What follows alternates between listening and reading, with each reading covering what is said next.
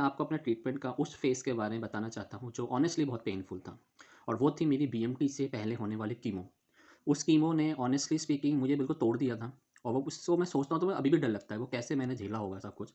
क्योंकि उसमें within a single day itself उसने मुझे बॉडी को बिल्कुल हिला दिया था। मुझे नोज़िया एक्सट्रीम लेवल वाला हो गया था। Weight loss suddenly on daily basis में देख पा रहा था, कभी हाफ किलो, कभी 1 केजी मेरा लॉस हो रहा था। और यू वोंट बिलीव कि मैं 70 अराउंड था उस समय, तो मैं सीधा 55 या 54 में आ गया था। और जिसकी वजह से इन 2 और 3 डेज़ ओनली मेरे पैर में हिम्मत नहीं थी मैं खड़ा हो पाऊँ। तो जिसकी वजह से for next few months you can say मैं अपने पाँव में खड़ा ही नहीं हो पाया विदाउट एनी सपोर्ट। और सपोर्ट भी मुझे पूरा आप कह सकते हैं रिलायबल वाला चाहिए था जिससे कि मैं पूरा अपना वेट उन पे डाल पाऊँ। बिकॉज़ लेग्स के जो हमारी पावर होती है वो हमारे घुटनों के नीचे होती है और मेरी वो सारी बोन्स दिखना स्टार्ट हो गई थी, कोई मेरे में बॉडी नहीं थी।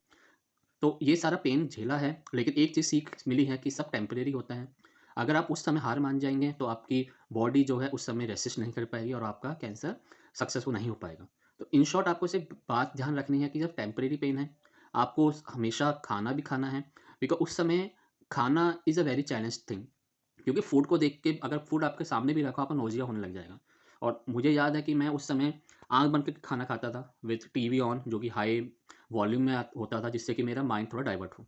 बिकॉज़ खाना देखना और उसकी स्मेल से इतनी नोज़िया होता है, इतना वॉमिटिंग आती थी कि मन करता था कि भूखे रहो। और उसके साथ-साथ पानी पीना भी बहुत चैलेंज था बिकॉज़ गैस्ट्रिक प्रॉब्लम बहुत होती है उसमें। तो ये सारी चीज़ें थी बिकॉज़ मेरा पेट समझ लीजिए, दिमाग और फिज़िकल तीनों को उस समय टेस्ट हो रहा था कि कैसे बॉडी रिएक्ट करती है, किस तरह से बंदा सर्वाइव करता है।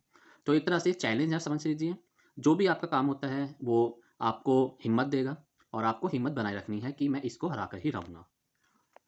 इसलिए आज भी मैं यही कहता हूँ कि ट्रीटमेंट हो या कुछ भी हो, पॉज़िटिव रहना इज़ अ की। चाहे आपके साथ गलत हो रहा हो, आपको हमेशा पॉज़िटिव रखना है, अपने आप को रहना है और आपको वाइब्स पॉज़िटिव वाली रहनी चाहिए कि मैं इससे ओवरकम कर लूँगा। क्योंकि यही एक मंत्र है जो आपको किसी भी चीज़ में सक्सेस दे सकता है। क्योंकि फेलियर आपकी आएगी, विदाउट फेलियर इस वर्ल्ड में कोई बंदा नहीं होगा। लेकिन आप उसको किस तरह से रिएक्ट करते हैं, किस तरह से उसको आप ओवरकम करते हैं, वो मैटर करता है।